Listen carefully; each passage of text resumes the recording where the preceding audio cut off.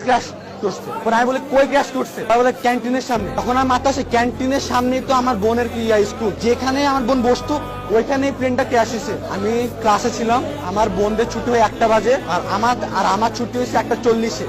তো আমি যখন ক্লাসে উপস্থিত ছিলাম তখন একটা আওয়াজ হয়েছে অনেক জোরে একটা আওয়াজ হয়েছে। পরে আমি আওয়াজ শুনেই আমি দৌড় দিয়েছি, দেখি প্রত্যেকটা ছেলে মেয়ে দৌড় দিতেছে। পরে বলছি কেন দৌড় দিতেছে, বলে প্লেন ক্র্যাশ করছে। পরে আমি বলি কই ক্র্যাশ করছে, পরে বলে ক্যান্টিনের সামনে। এখন আমার মাথা আসে ক্যান্টিনের সামনেই তো আমার বোনের কি স্কুল, ওর কি হয়েছে। পরে আমি দৌড় দিচ্ছি, আমি দৌড় মাঝে দেখি আমার বোন যেখানে বসে আছে ওই মানে যেখানে আমার বোন বসতো ওইখানে প্লেনটা ক্র্যাশ হয়েছে। আমি পাগলের মতো খুঁজতেছি আমার বোনকে, আর বোনকে পাচ্ছি না আমি।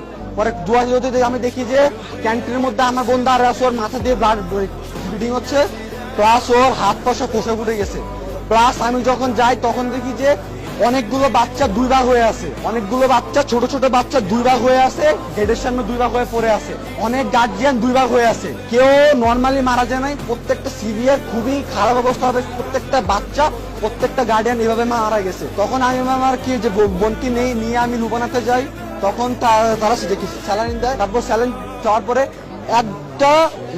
একটা নার্স তো সরি একটা ডাক্তার নাম হচ্ছে ফারজানা, উনি আমাকে 2000 টাকা দিছে। উনি আমাকে চিনেও না, উনি আমাকে 2000 টাকা দিয়ে বলছে ধরো আব্বু। উনি আমাকে ধরা ধরে কান্না শুরু করছে, আব্বু ধরো, তুমি তোমার বোনকে নিয়ে যাও, যত যা লাগে নাও। উনি এত একজন ভালো মানুষ, উনি আমাকে অ্যাম্বুলেন্স ঠিক করে দিছে। তারপর আমি ওই অ্যাম্বুলেন্সে করে আমি আমার বোনকে নিয়ে আসছি। তখন এখান থেকে তখন তারা আমাদের ট্রিটমেন্ট করে, তারপর ট্রিটমেন্ট করে আমাদেরকে ওটিতে আনে।